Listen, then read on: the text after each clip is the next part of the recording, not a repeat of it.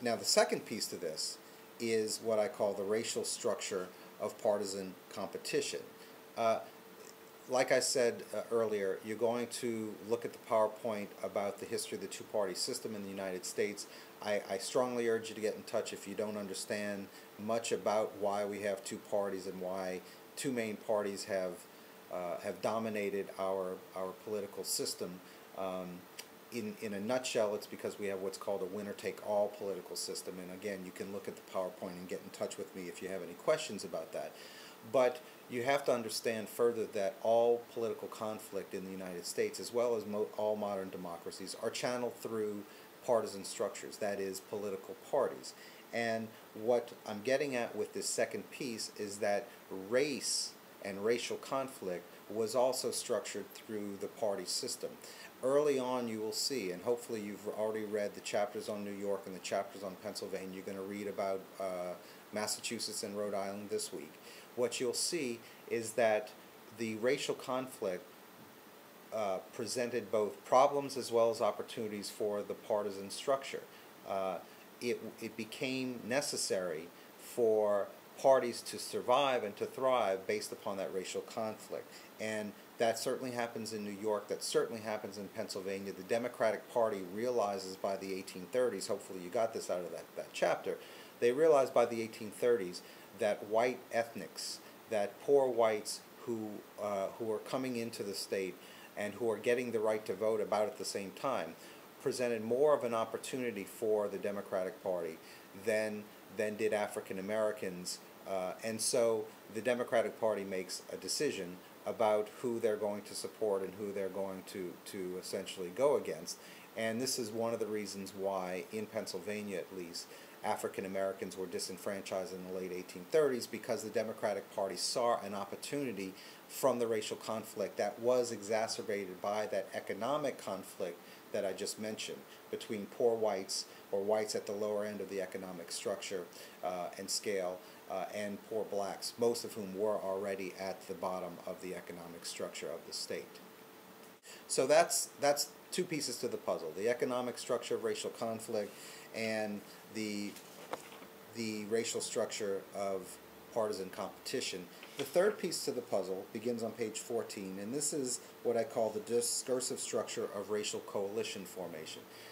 What I mean by that is the following.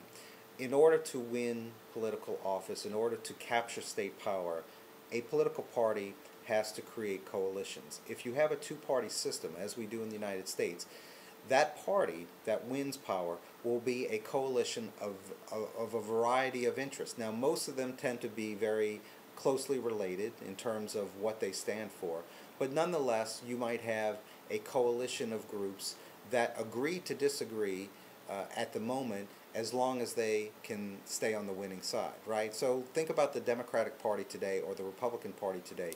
You have some Democrats who are perhaps against affirmative action, who might be pro-life, who might be, not in the mainstream of the party.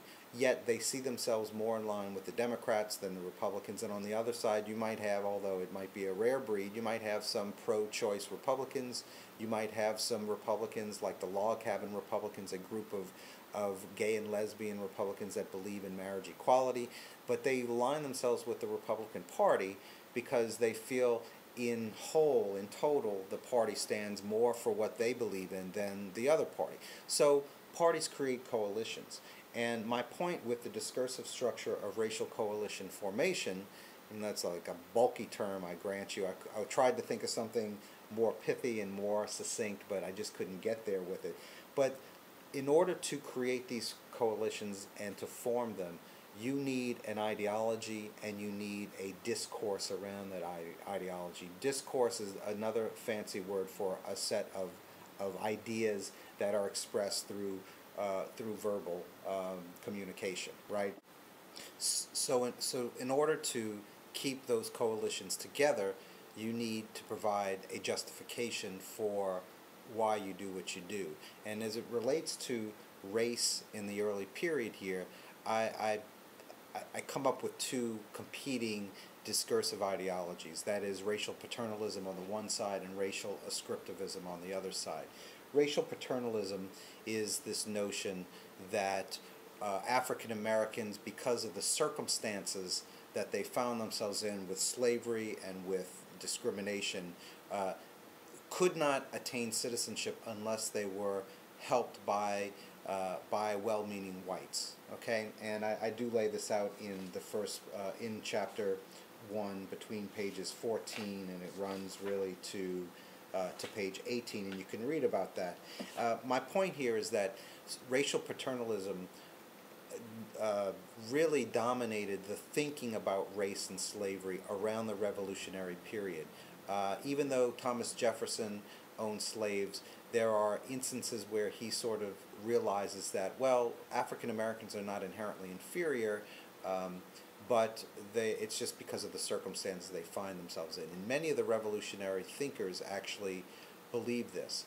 Jefferson's sort of weird because he says that in one place, and then on the other hand he'll say that no, it's because they are biologically and intellectually inferior, and there's no amount of circumstance that could change that, right?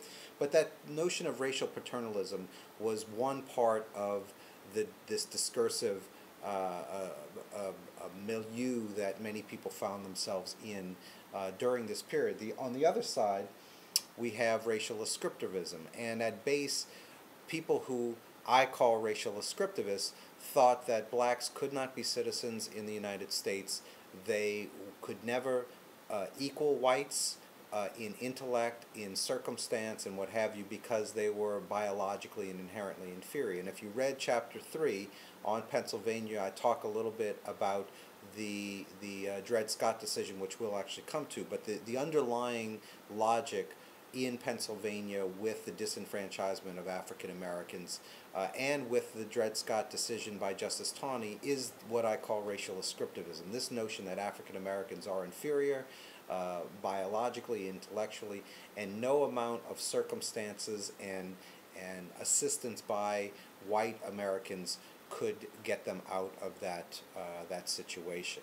And so these two competing ideologies, racial paternalism and racial ascriptivism, really played themselves out against one another in the years that I'm writing about.